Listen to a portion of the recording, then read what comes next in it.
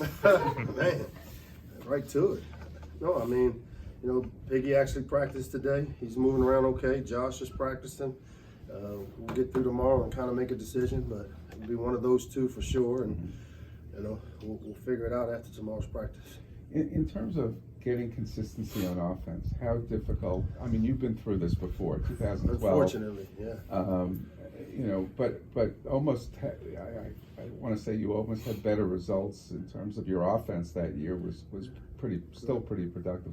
How difficult is that to do when you have, and obviously you have issues with the offensive line and running backs getting hurt and everything like that. No, I mean, I don't think it's difficult, because the one thing that we've tried to do is continue to install, rep, and get our offense going. I mean, regardless of who the quarterback is, it's going to be really important for us to be able to build on what we do on offense. And we can't do it.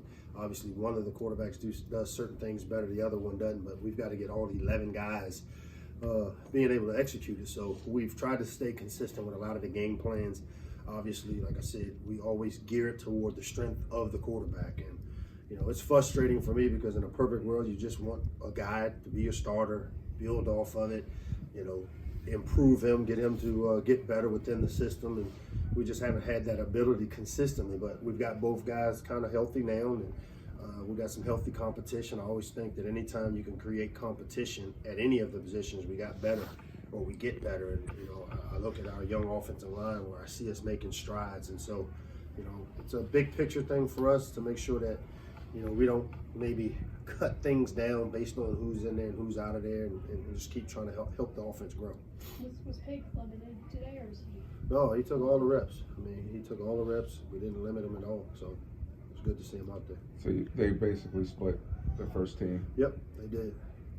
Does Josh seem considerably better than No doubt. last year or last week? Yeah, no doubt. I think a lot of last week may have been confidence. And again, I said to you guys after the game, my confidence, because what you look for from a quarterback is a guy to kind of come in and command things, which he had done. And, for whatever reason, I didn't feel his confidence.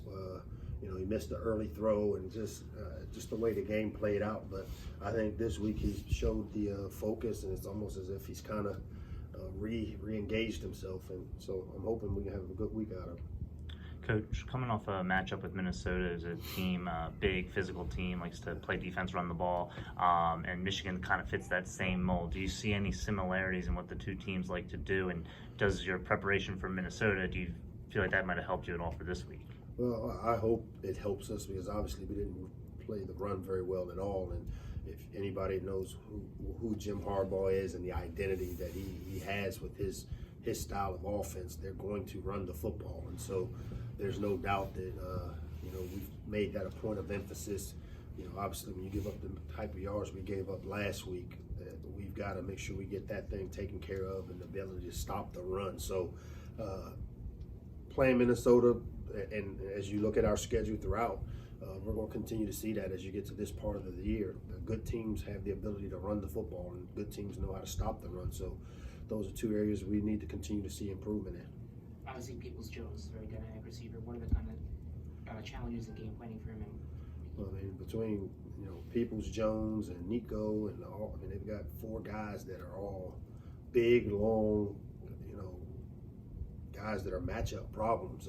They're physical guys, and obviously when you want to stop the run and you start, putting guys in the box, you open yourself up on the back end. So we've got to do a good job of playing physical with these guys and making sure that we mix up the looks on the back end to where we play some man, we play some zone. But the number one goal for us is we've got to take away the ability to run the football, and that's what we put a lot of emphasis on. Maybe you're surprised it's taken this long to get here, but is there any personal moments in this game because of Josh Gillespie on the other side? No, none whatsoever. This game is about Michigan and Maryland. I got my own issues that I'm dealing with as the head coach, and I'm sure he has his issues that he has to deal with as the coordinator there. So, no, not at all. I don't know how you'll answer this, but from my perspective, I guess it seems like it wouldn't even be fair to try to compare two people who are in two very different roles and different rosters. Is that a fair way to kind of characterize what the people people might try to make us. I mean, I don't know what people could make of it. I mean, it's for me, I've got to organize and make sure my team is ready to play in all three phases and the way we play. So I can only worry about what I'm responsible for. So I don't. It's none of my business what other people may think or questions they have. It's not my business. You have a couple of guys, Chris Jones and Cam Spence, who are now Student assistant coaches. learning how to coach. When a player goes through that and you know has Antoine Richardson's doing the same thing. you know, cut through, you know, come to I don't know if Antoine's career is over, No, but but- but I'm saying with those two other guys, you know, they're done. Right. As a coach, what are you looking for in terms of what they can do and how they can help you?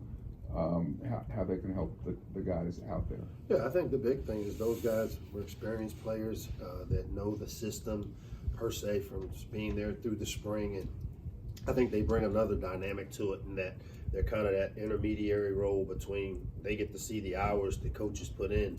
They're there with us, and both those guys have done a great job off the field investing their time and helping us do all the little things we've got to get done to put together game plans. And because of their relationships with their current teammates, I think it's another way of those guys adding validity to the things we say as coaches. It's another way to get the message across when it's peer to peer. And you know, both those guys, and again, you know, Antoine Richardson has done a great job. You know, expectation of him coming back to play next year.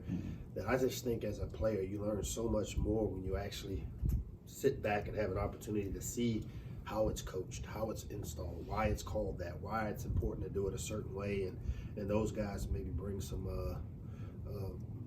bring a little different perspective to their teammates as to what we're doing. And just to follow up, do you think that the guys who are playing, you know, I talked to Ant yesterday about appreciating it, you know, getting a sense of appreciation, seeing that those guys don't have that anymore. Do you get a sense of that? I think it's definitely a visual representation that, as I often say, that, you know, time stands still for no one, and it's important to maximize the time you have as a football player, as a student athlete, because on any given play can be gone, and having to see these two guys that they all played with, they all saw go through the tough workouts and all the stuff, and then just to have it taken away, I think it brings a different viewpoint from our players to see that and understand that I've got to do things and play this game as if every play could be my last. When you look at the development of the young guys on, I guess, particularly offensive line and the secondary, while understanding that the goal is to win each week, does something like that kind of give you reassurance for seeing where this program is headed? Yeah, because again, we won't be result oriented. Like I've got to, again, nobody said that this was going to be easy, and you know, taking the next step as a program, to me, when you think about it, I mean, from where we were this time last year to now, the fact that we have expectations, the fact that, you know, we're in this thing, we're 3-5 at this point in our season, and we still have some opportunities. So there are small battles that are being won every day for me when I look at it in the totality and not the result oriented part of it. And I know, again, people should be result oriented. The people outside of the program, they've got to look at the right now part of it.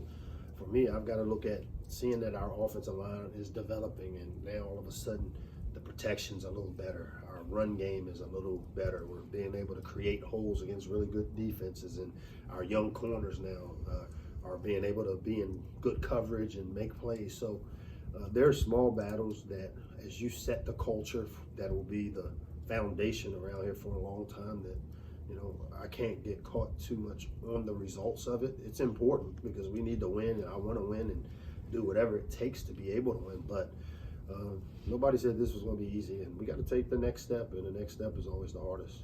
When you talk about establishing that culture, I know that Alice said, you know, the leadership council meets with you, and they kind of see that as their task to kind of instill that culture to the masses. I mean, how important are they in kind of setting what you want to set? Well, I think the big thing, and this is why you have it, is that, you know, obviously everything starts and ends with me as the head coach, but when they have ownership in the program, when they realize that, hey, that what they have to say, I mean, this is how you raise kids. I mean, my first couple of kids, and even me, if my parents said, do it, you did it. You did it. You didn't ask why. Well, I mean, I learned the hard way with even my youngest son, Kai, talking to, you know, Kia, my wife, and She said, you just can't tell him to do it. I mean, I was like, well, he don't need to ask why. He just needs to do it. And then next thing you know, she says, well, you got to be able to explain why. And so having players that understand the mission and the culture we're trying to establish, and them be able to take it out to their position groups, to their peers, to me, it gives them ownership into the team, into the program, and the more ownership people have in it, the more accountability.